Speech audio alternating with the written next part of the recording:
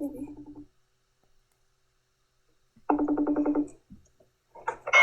Oh. Hello, Brativan. How are you? I'm good. How are you? I'm tired a little bit with all this passport review, but I'm okay. Yeah. Okay. So, what you have been up to? Well, I sort of did like all the seventh chick stuff, and I'm not really working on a specific piece, so I don't really have anything. Doesn't matter. We'll talk about the piece. I just need your technology back. Your mom, I remember, texted me some excerpts. What is this all about? She's coming down right now. Or something that you must be doing. She's coming right now. Okay, well, let me see. Hello. Hello, how are you? Good, how are you? I'm exhausted, but I'm good. So, what are these excerpts that you sent me? Oh, so Ella, we have something in Texas called All Region. And you know, in these little states, that's what everybody does. And last year she did it for the middle schoolers and she won everything because, of course, you're not very good here and she prepared very well. And now she's going to be in the high school state competition. This is all of Texas. And when you win, you get to be in the orchestra in San Antonio. They have everybody, like if she wins, she will be first chair, second chair, you know. So this is the beginning of it. And there's 2 exercises, and then there will be some more excerpts, I believe, as well. And the whole thing is going to happen, I think, when was it last year? In December? It's not for quite a while because they doesn't even give all the material out. You certainly do not have to do it with her, but you know, I'm not a violinist. I'm not going to be able to check for intonation. If I work with her, then I need to know everything that she's doing. Yes, of course. How far is San Antonio from you? It is about 8 hours. So how is she going to join this? Well, so the first competition is around here, and then the winners from each area then compete again, and then the winners of that. So like around here, there's one child that's better than Ella. His name is Kwan. And last year in the high school competition, he placed what? Third? Yeah. Third. And then he did not advance on. So, but of course, she's only a freshman. There's another girl we know here who was first in New Mexico. But of course, New Mexico only has, you know, probably 50 violinists in the whole thing. But anyway, it's very good preparation experience. It's really, there's very little going on here. The only other music we have is the Amarillo Youth Orchestra. And I'm very interested about Ella trying to form some kind of quartet here. I'm going to look around and see if I can find a cellist. I don't know what to do about it. I mean... well, you are a cellist, right? Well, but I only studied with Millie for like 2 years, but, you know, maybe I can learn something. We do have another violinist who would be good, and I could probably learn some cello parts if somebody coached me. Well, you know, you can learn yourself, and if she finds other 2 people to play, you could do some Haydn quartets and Mozart quartets where cello parts are technically not very challenging. I could probably do that. Finding a violist would be very hard to do here, I think. Yeah. We could maybe find We could do something like what we did with the Prokofiev. That girl could play viola, but she's only playing violin, so Larry just rearranged the viola part for the violin, and it was 3 violins, and since Ella the violin, it all worked out. Well, I'm still in touch with Rem. I'm assuming either you or Rem could modify a part pretty quickly, right? Well, Larry probably is 10 times faster than Rem at this point. He's a professional composer. Who is Larry? Larry is... Yeah, he's the one who made all these arrangements. for the Vinyavsky. Well, I mean, so if I were to find another violinist and maybe a cellist, or I was to do it, how would we coach that? Would you have time to coach it, maybe? Maybe, but that's, you need to find the personnel, right? And if we are talking about Ella's experience, I would need to teach her to play the first violin part without faking and with ease. The rest will come. I remember my travels to Vancouver, and every time I would come, my mother-in-law had a huge number of amateur musicians, basically, and she lives in Carrollton, which is kind of a smoke hill of Vancouver. So I would get 12, 15 people coming in, and we would all work on various quartets. I would coach them, and then we would play. Sometimes it would actually turn into a chamber orchestra, and sometimes we form quartets where I would play the first violin and they would just play the rest. Mm. It was very satisfying experience because even though they were not all very strong, they were all very motivated, they were all excited about it, and most of them had amazing instruments. Sometimes I would come with my violin and sometimes without, and I would always be given a nice fiddle to play on. Well, I'm bringing it up because, this is the problem that we have for Ella the next few years. How are we going to have any chamber? I mean, of course, once a year, we're going to work to get her to the camp. Yeah. But what else can we do? That is an issue. Chamber is important. So maybe think about it. I'm going to go visit some of the high schools and try to find a cellist, or maybe I can do it. Anyway, you guys... She started slow, but then she developed in the right direction, and I was very happy to see a wildcat in the pool, but a serious player in the practice room, so that was good. Who, Ella? Yep. Started slow and got better. Well, I think she has potential. So I will leave. Yeah. I will leave you. So when are you coming back? After because she's similar to Ella in many ways, but she's a strong player and she's a very confident person. She comes from a wonderful family. Both of her parents are surgeons. Oh, and she's tough and positively charged. Who? Did you like Madeline? Madeline is the first violinist of the Prokofiev. She was the first violinist. Oh yeah. I liked her very much. Yeah. Yeah, she's. I've actually asked Ella, how did you like your relationship with her? Yeah. Yeah, I think you were hanging out together all the time, practicing together, which was so. Eugene, since I never really talked to you in person, when are you coming back, and when do you think you can see Ella next?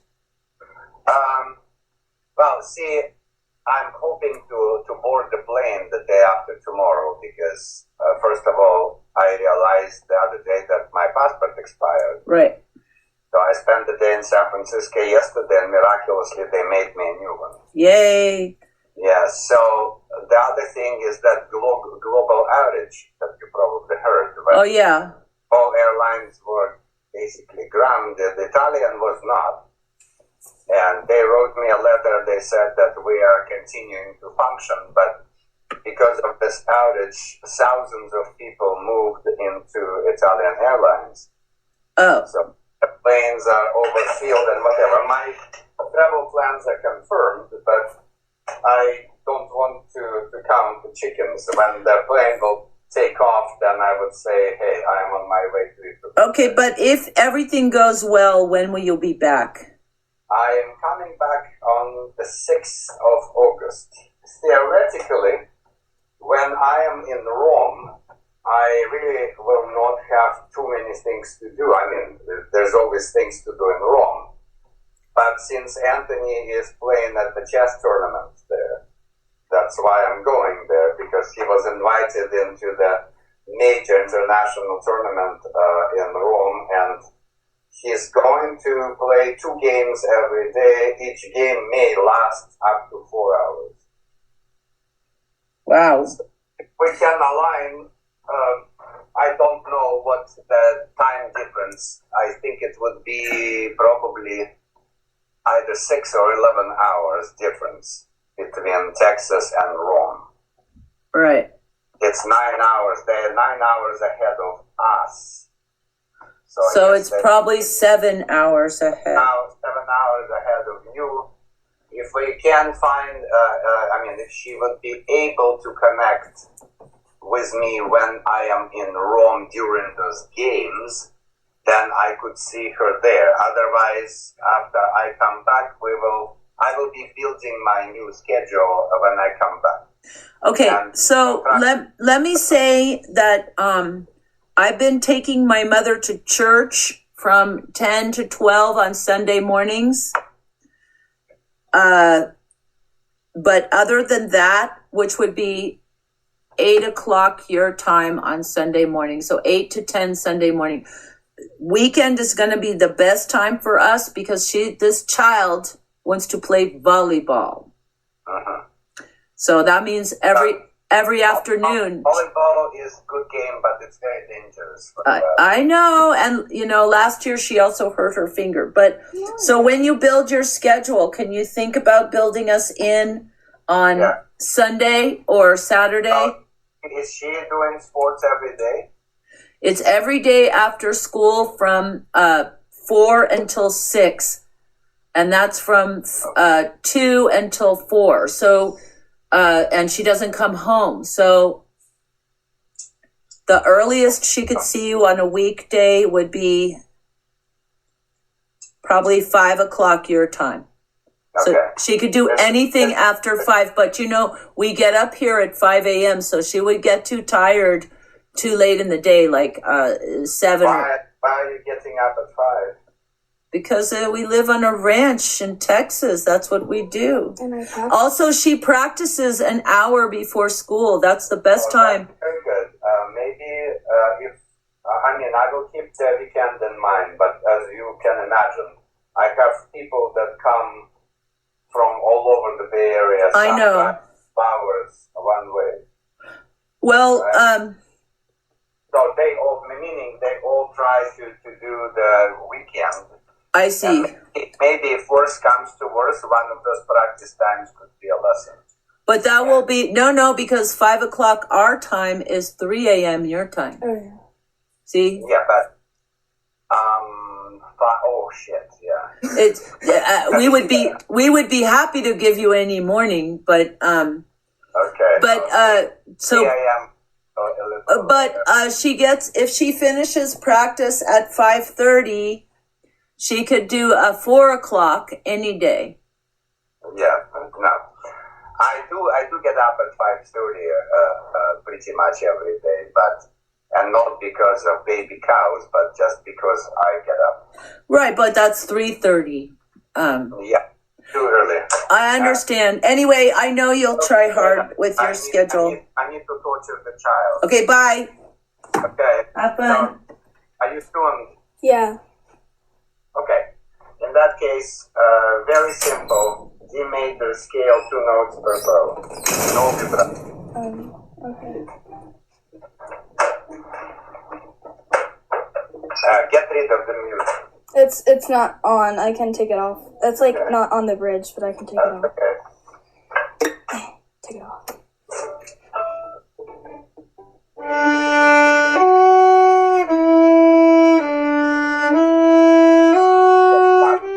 Stop. You're doing the Galanian scale, and it's not wrong. It's not. And let me show you something that you need to understand. Galamian became at some point very popular and famous, and then became commercialized. All the musics that he edited. I'm not saying that they're bad. Most of it is good. But since it became commercialized, he had to do something drastically different, and that's why he created the right or that way. Now there are plus pluses and there are minuses to this. The plus is that it helps you to align your hand to the fourth finger, right? Let me turn it so you can see. This way, right? But the bad side of it is that how many pieces do you know that will start passageways that way? I honestly don't know a single one. So, assuming that you can position and check before you play in the scale, the Gregorian and Grimaldi scales are by far more useful. Meaning, you just go like that, right? So, you can practice Galamian scales on your own, but I definitely want you to just go. The other very important thing is that if you did pay attention to Chiang's master classes, you probably realized how important it is to do the continuous vibrato. See, you don't vibrate every note, you just don't stop vibrato overall. And then you change vibrato depending on what your emotional desire is.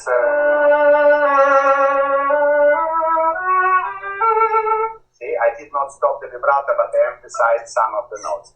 What I'm showing now is very, very basic and crude kind of expression. But if you have music in your heart, then you don't necessarily just listen to your brain except for elementary things that's supposed to be done.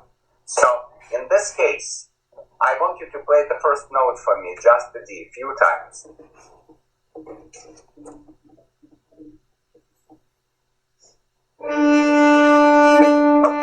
Okay, it is not wrong, but it is not very, very successful for a few reasons. Your approach is correct. Can you do this for me? Do you see what I'm doing? I will get close. See, I'm touching and I'm making a little sound like this.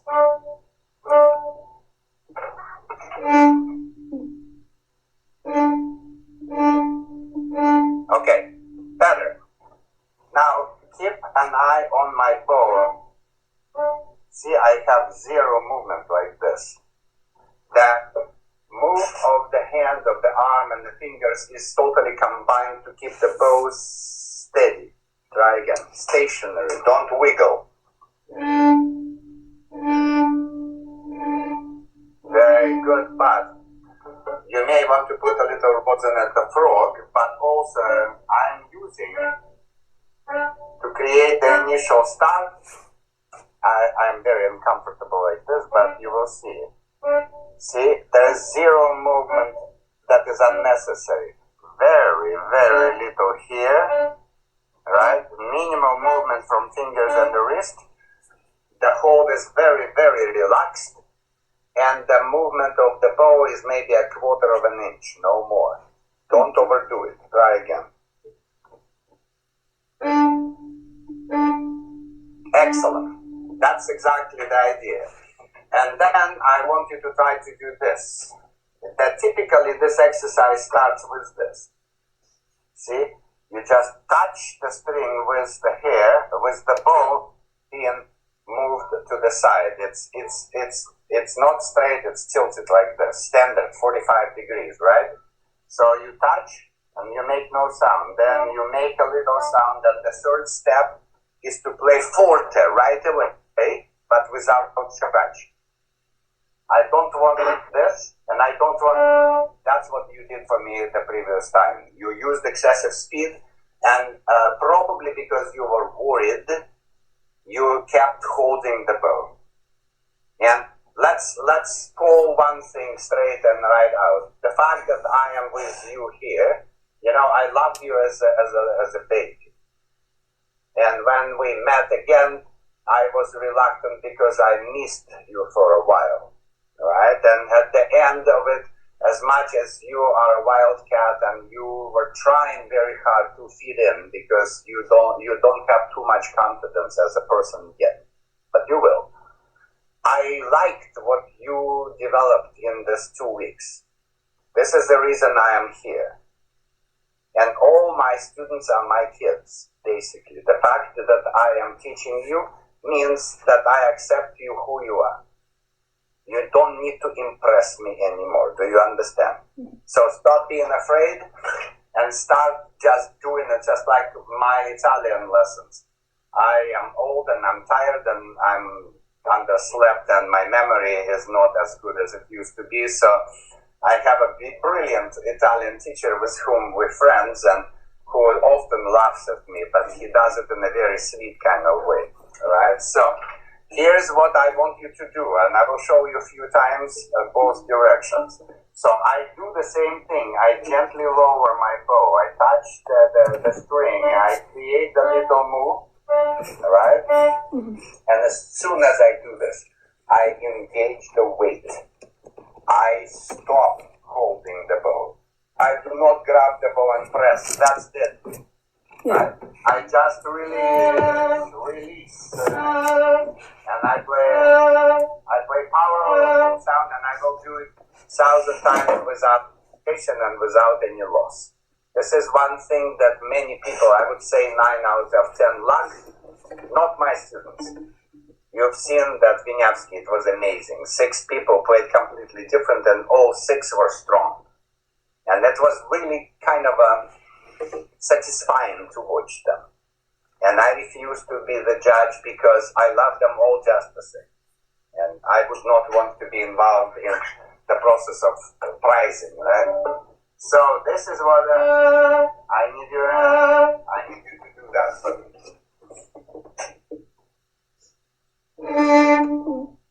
Don't worry about it, keep trying.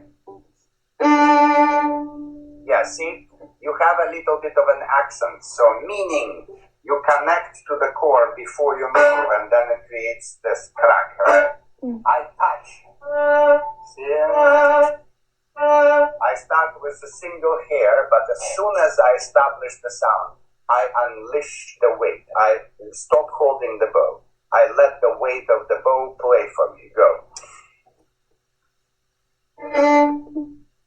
Okay, so you see that this is a huge flaw right now in technology, and it comes from many, many directions, and I can give you a list of at least a dozen of reasons. But if you actually approach the way I just showed you, 3 ways of practice, if you do it for 30 seconds every day in the morning, meaning touch and lift.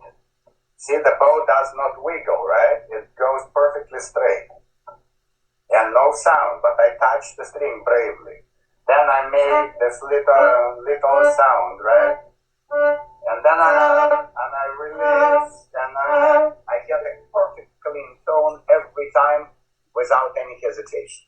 This is something that you need to find, and it is very important because it gives you confidence to play violin initially. If you have this approach, I can just throw the bow and I will be there, right? Or here, I will be just the same. It gives me unbelievable strength believing that I will be good. Because if you start initially tense and doubtful, then that's a half of the success is gone right away. Okay? Now, there are some teachers that teach scales without vibratos completely. I teach both, except I insist that it's either or. Any random vibrato is always sign of loss, sign of fear. So I want you to now try to play for me. Start as fast as you can, but then this sound, see, the bow is straight. That sound is absolutely uninterrupted. It's perfect. Understand? So you just find that sound.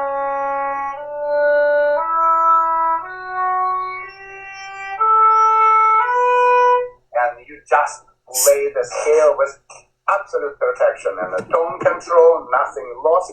Intonation is perfect, fingers are prepared and dropped and whatever. And yes, she's right.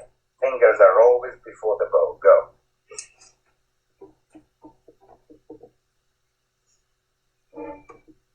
Don't be afraid. Go for it.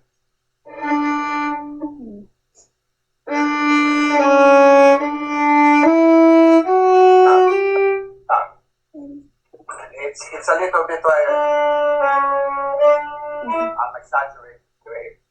But if you will see what I'm doing, see,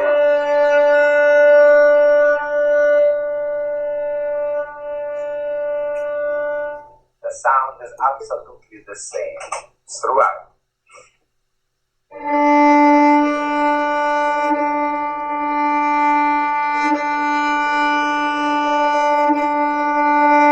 Right, better. So, in your case, some students of mine, I teach their heads, some I teach their muscle memory, some I teach from their hearts because they have a stronger emotion than intelligence, for example, right?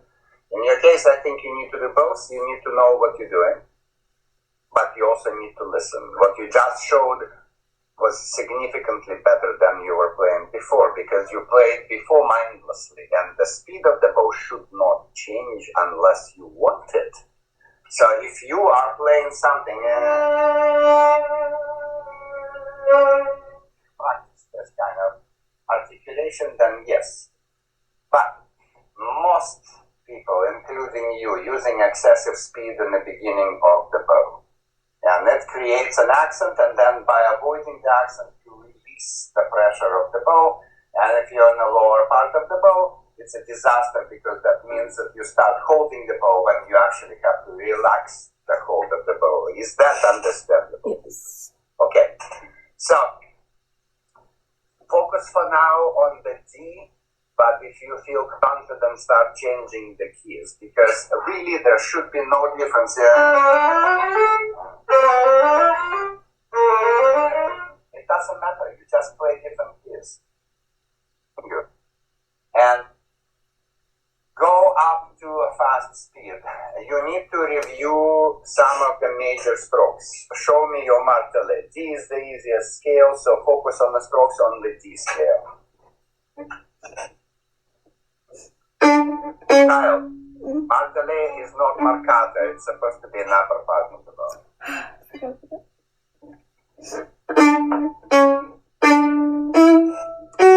Good, very emotional, but it's not very mechanically perfect. See, you put and I like that, but we need understand? Do you speak French? Not really. Francais? I know a couple words. So imagine a hammer hitting a giant block of metal or a rock, just bang, right? So you have to press and then move fast, releasing the pressure at that point. So you go fire.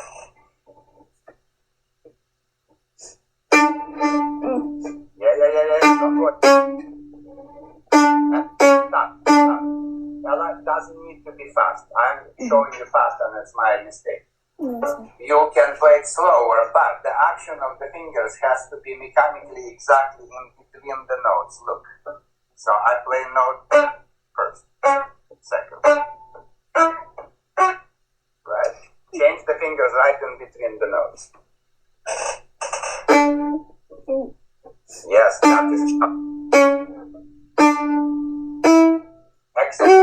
excellent. That resemblance to me what I've taught you in the past. This needs to be rebuilt because martelet is critically important because we constantly and casually lose the sound at the upper part of the bow because there is no weight.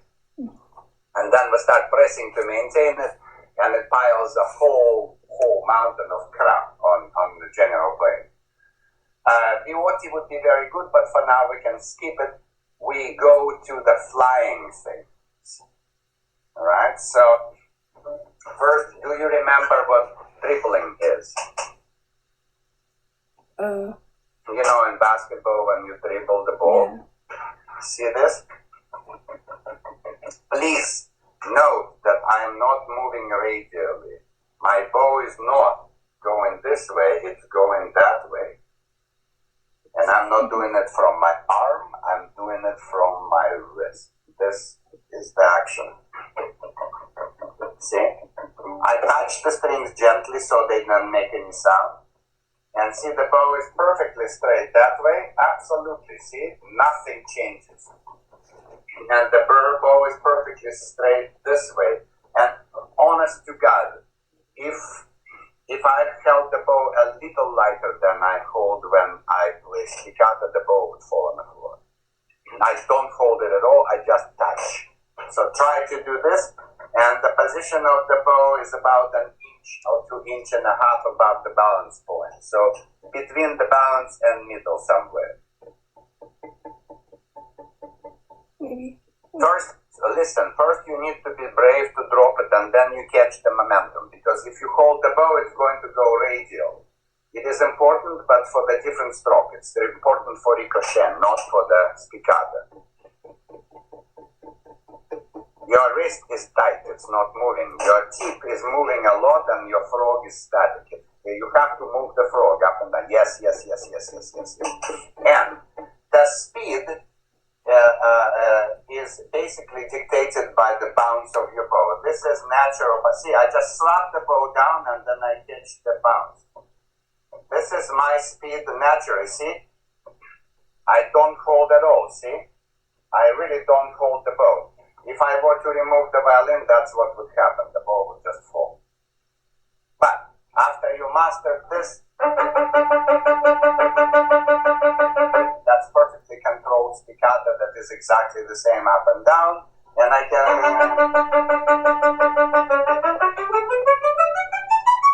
And it sounds absolutely the same because I do not do 1 milligram of extra work. I just do what's necessary, understand? So this is something that I want you to practice as well. And you remember what sautiller and saltando is, right? Yeah. Show me sautiller on the first note. Okay. It's okay if you don't remember. I'm happy to remind you. Oh. And sautiller. Oh. Okay, pay attention. Okay. The hand, right? Imagine that you are a big cat and you go like you do this with claws. You lower your basic hold a little bit, not too much. You lower the wrist and you lock the wrist. Sautiller is not played from your hand. It's played from your elbow entirely. The bow does not jump. But it definitely sounds like it does. See? See, I'm showing you my wrist that does not do any activity. None whatsoever. So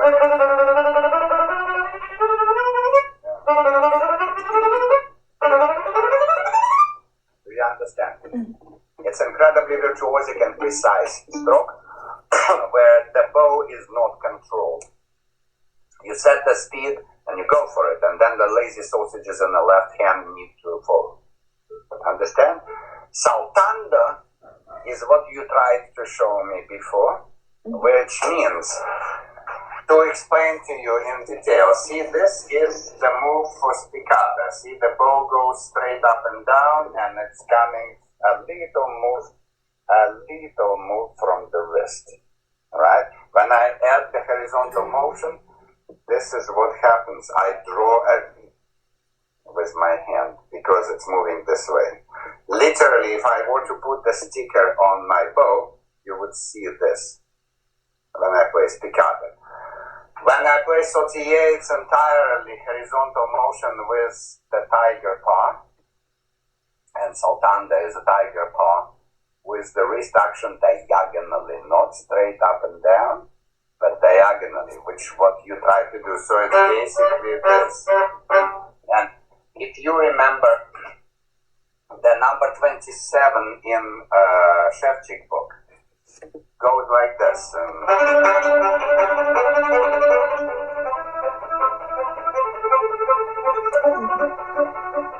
But it's well done. It's very satisfying. And you can play faster, you know.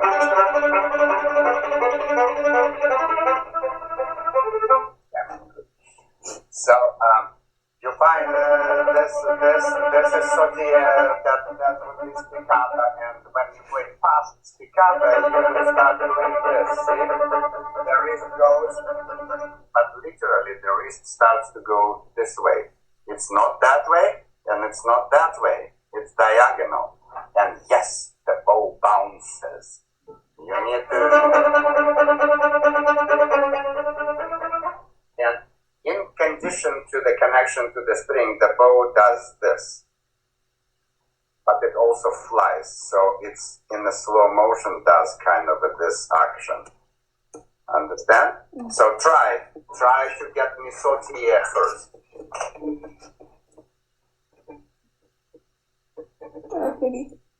Don't worry about it. No, you're moving your wrist. You need to lock your wrist. Right, now you're doing scrabato. You need less bow, more pressure. Control with your first finger, so the bow goes the stick goes up and down, but the hair stays on the string. Put the pinky back on the bow. You hold with all fingers. Yes, and now you almost had it, and then you start to move your wrist again. It's scrubbing from the elbow, like a very, very short détaché.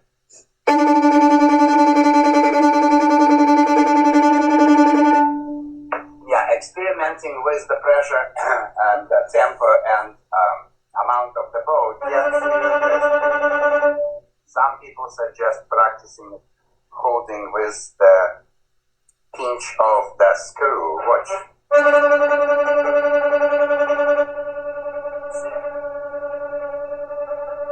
It's a perfect stroke, and as you can imagine, I cannot control the bow here.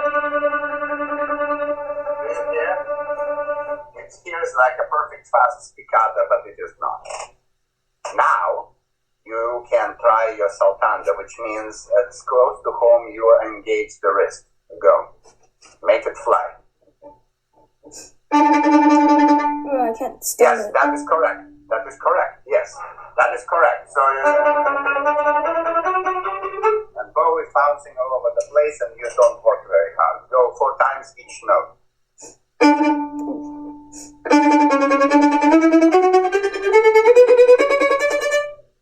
Good. This is good. Your saltando is pretty good. You need to find spicata and sautillé, because you're basically spraying everything with saltando, and it doesn't work that way. Okay. Many things we need to do. Right, and you have played Mozart 3, right? It goes very. That would be a great piece for you. By the way, Madeline just recently played it, and she shined. It was a spectacular performance, and she doubled her ability on this. And this will require all the technology that I'm trying to either teach you or remind you. Mm-hmm. It doesn't mean that that's the only piece you should play. I believe in playing more than one. And for the next Chians, she confirmed the plan. She is going to play either the third or second and third movements of the Bruch concerto. And she wants the kids to compete and to play the first movement. You played the first movement, right? Perhaps too long. But still, you know...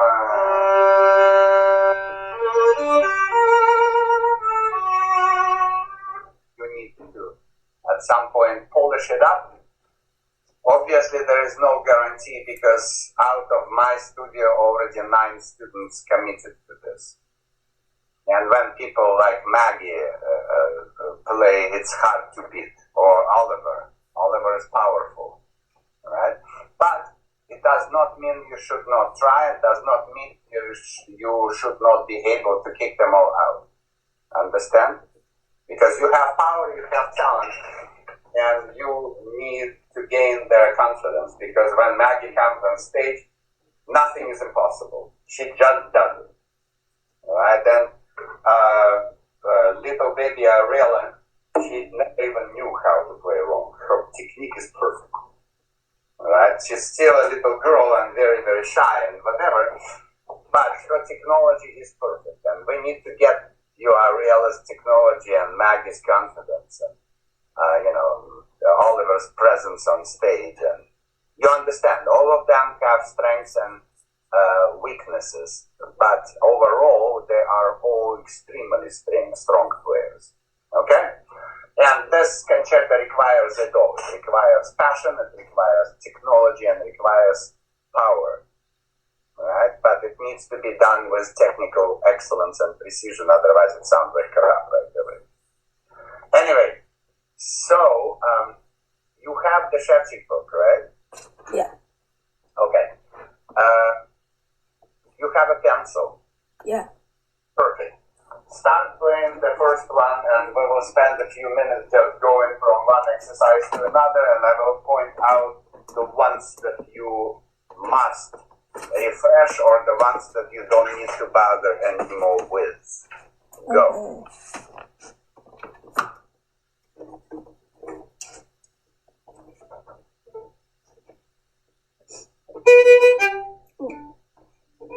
Maybe wait.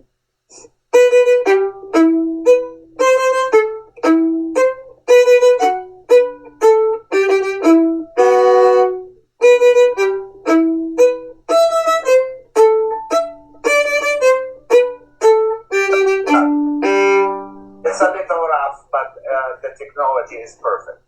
So check this one out. You don't need it, thank God. Yay. Because when I saw you holding the bow tight at the frog area, I was like, oh shit. And now I can see that you can play correctly. Yay. Right. Okay. Do you remember the second one? Yeah. It's spiccato. It is indeed spiccato, and I suspect that you will need to practice this one, but try anyway. Okay, stop. Yes, it is written in the way that you are showing me, but my teacher made it harder and I teach different. We start from the string. Just do this for me.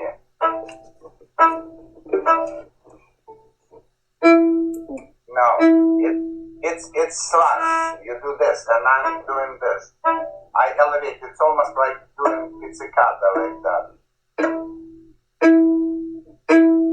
Good. Yeah. Up bow is weak. Same exactly sound. Good. Good. Now you are going to drop the bow instantly and immediately, and you're going to drop it by stop holding it, and then and down and up and down. Right. Good. Good. Right. Do it 3. It takes time in between.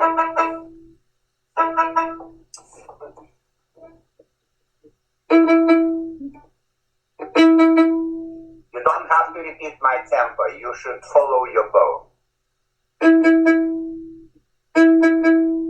Yes. Or you don't hold the bow when you drop it, because when you hold, you're doing this. You need to do that. Remember, drop the bow down. Yes. Correct. Correct. Now do 5. You go.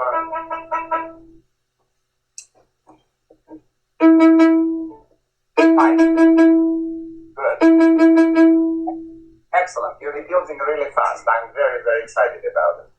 Now, 6th note, remember, is silent. You go 1, 2, 3, 4, 5, length. And you're silent. 1, 2, 3, 4, 5, length. And you're silent. Go.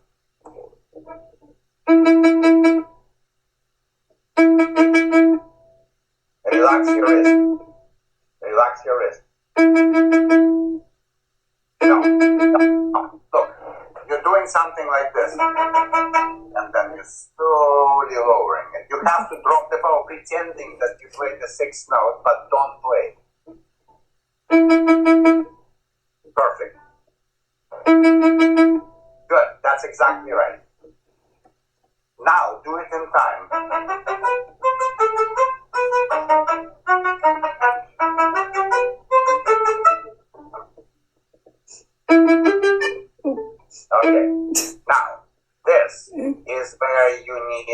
your head. You need to think about two limbs simultaneously, right? So you have accomplished much more than I was hoping for, but this you need to practice.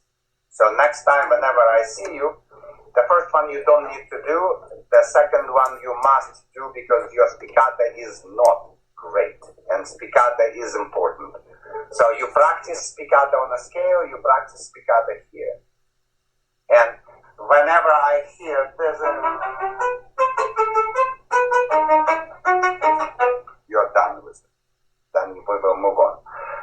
Open the Kreutzer. I can... I don't have it in paper. You don't have the book? No. Do you have an iPad that you could use? Not really. I can Okay, I can go get my tiny phone. Figure it out. I can send you the book, or you can simply download it. I believe my edition is better, but you need to get back to this. And the goal is very simple. You play it once through with perfect intonation and perfect détaché. Détaché is the stroke when the speed and pressure does not change. So you don't... And bow is perfectly straight. And for everybody, bass détaché is different because it's supposed to have 90 degrees everywhere in relations to the bow and in your elbow. So it's a perfect square here, right? And then you just play it's allegro moderato forte. So 100 at forte. So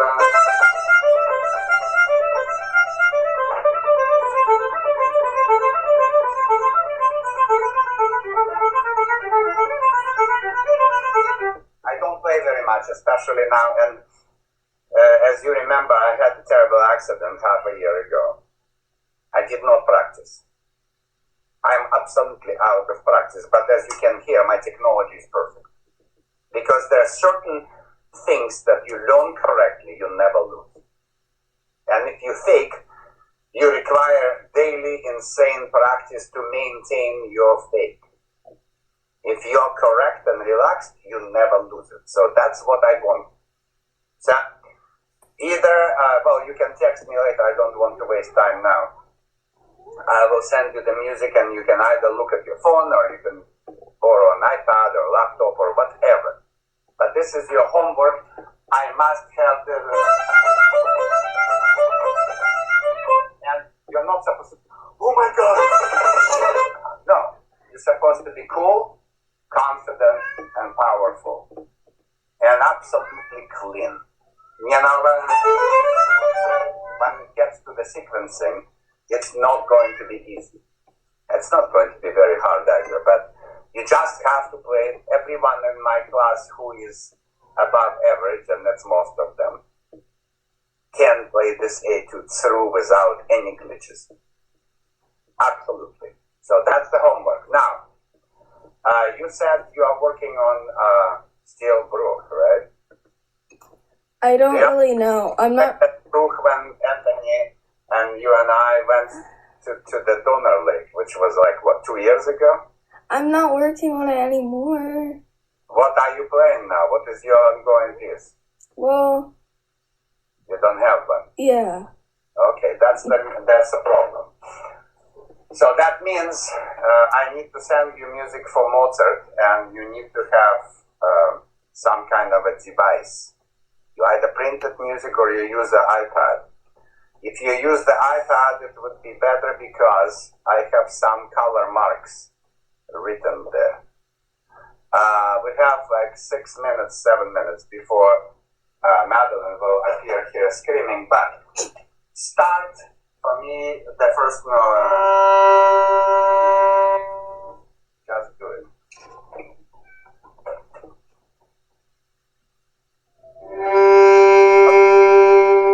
Not bad, but remember what we started with? The first note on the scale doesn't exist. You don't know how to play the beginning of a sound on violin, which is huge, right? So you need to learn to create. I start finissima, but millisecond later I'm forte.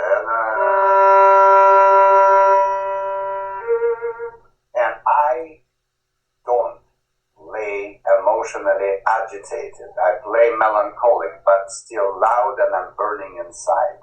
That's the idea. So I hold the G on the top for extra ring, and halfway through, or third way through, I start adding poco vibrato. So I go.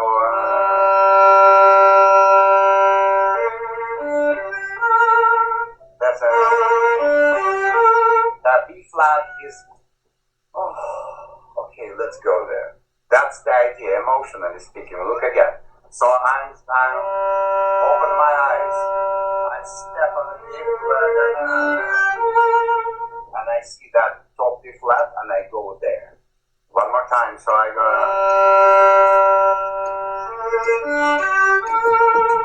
Do it for me.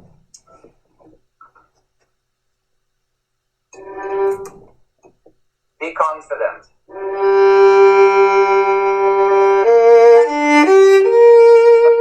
How it sounds a little. Don't sound. You need to maintain.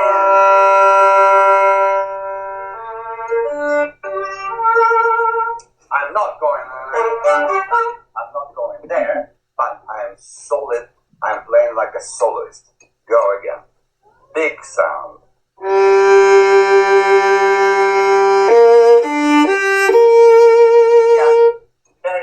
And it's definitely acceptable.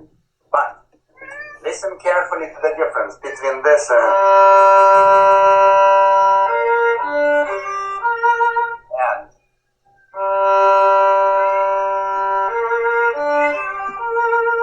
do you hear the difference? I hesitate a little bit on the B flat, and then I see the new note, new destination, and I hop there. I go a little bit faster there because I have a destination. You need to always know where you're going. You don't just play the notes, you play phrase. Try again.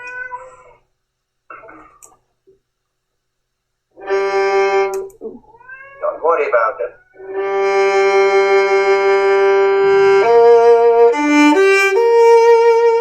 Correct, but overdone. I don't need you.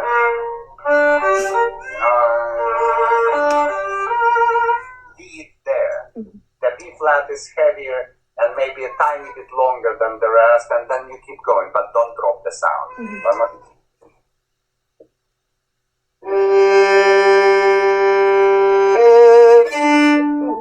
Yeah, connection should be better.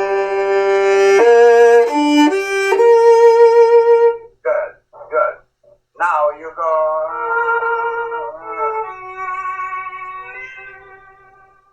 You have different types of the vibrata, and it's up to you, but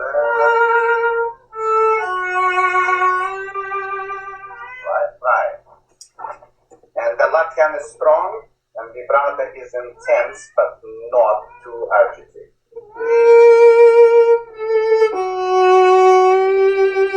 Yeah, it's a little slimy, but it's good. So you no, right? So something faster vibrata, but still kind of wide.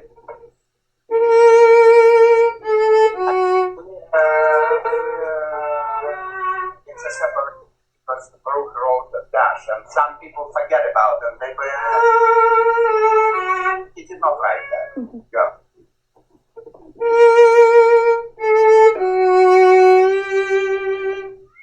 You can experiment. You don't necessarily, I'm exaggerating, right? And I'm stopping and restarting. You can go, that would work good, right? And then, here, you wake up, go stronger.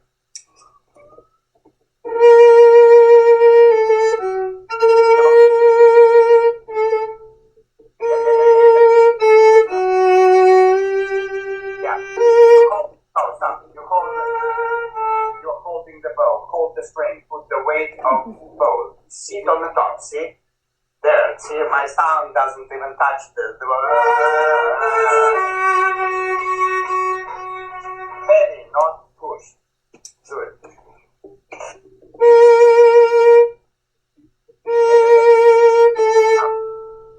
Yeah, go.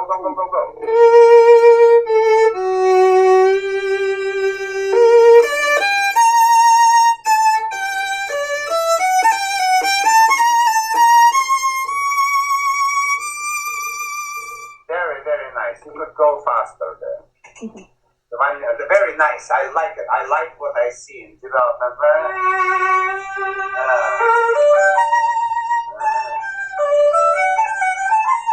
You can go much faster here, right? The next starts either from the string or from the chop. Better from the string, but vibrato 10 times faster. Go.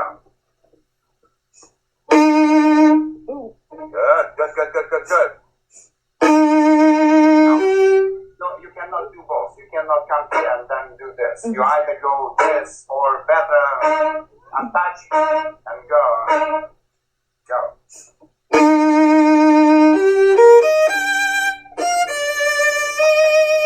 This has to be more decisive because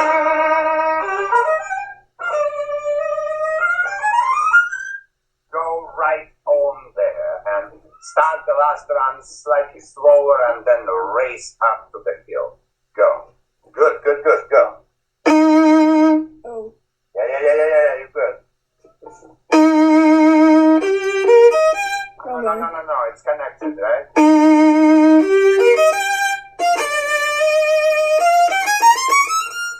Yeah, you need to know the note, right? And then when you hear you keep going and then you run out of gas and you come down and you finish once again melancholy. And that sets up the passion right here. I don't know how much time I have, but do you have the music for that in front of you? No, I can get it. Do you know it by name?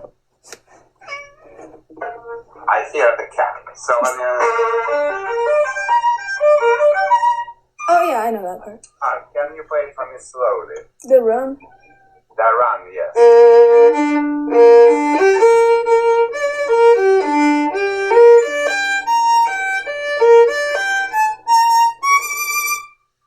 No, not that one.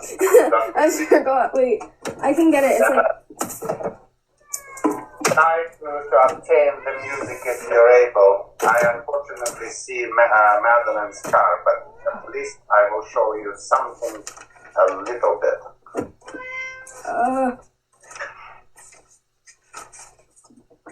Oh, I found it. Good.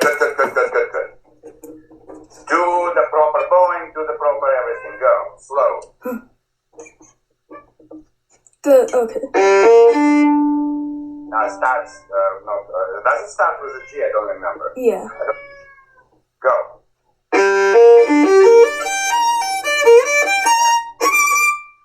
Yes, absolutely correct. And now absolutely in rhythm.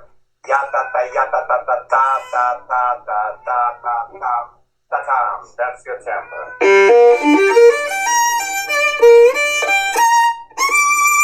Yeah, you play separate notes and your fingers. You should stop doing that. You should play from the arm, and you should keep the pressure steady. But I have to stop because look who's here. Hello. Hi. Wait, are you doing Zoom lessons? Yes. Yeah. Anyway, hopefully I will fly. If I fly, I will be in Rome Whoa. from 20th. Well, I could probably be quite free in Cortona either. I'm not sure about the strength of the internet there because it's up in the mountains in Tuscany and sometimes internet is very iffy there. But let's stay in touch. If you have any questions, text me a little video. Right? If do you have an iPhone or no? Not really. Okay.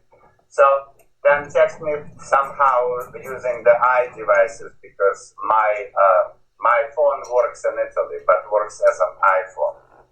Okay? And either when I'm in Rome or in Cortona, I will try to find the time to see you, okay?